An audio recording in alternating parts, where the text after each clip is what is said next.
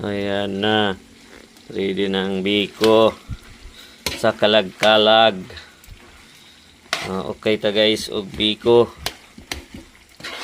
May siya guys ang biko nga tapol. Oh. Grabe. Lisura na kaayo. Ang tao ning tapol ron. Kita ba juga kuan ba kanang tapol nga aplan. Aplan eh. Pero grabing mahala na kaayo. Lisod ko pangitaon mo kon.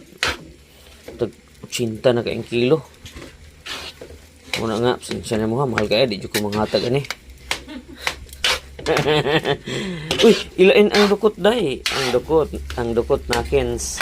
Ibili ng dukot nakens. Kay, nangandoy tag biko. Pag nanay biko, dukot try kanon. Sabi mo eh. Anyways, laylay, siya ni ka magpagsi ukay og biko, no? Oh. Pero kinahanglan okay yung gister mo.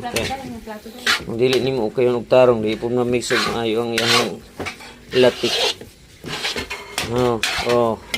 Happy kalag-kalag. Dayon, hatag ni sa mga kalag. Kaon ba yung mga kalag? Dili dapat mga kalag pa kanang ani kanang buhi. Tighanan na oy. Kaon ba? Ayan. Tag biko guys. Biko. Ang akong dukot dahil nga favorite. Wow, lain na akong dukot. Kuha na rin itong agay. Bubuan na yun og latik. Agay, ang latik. Wow.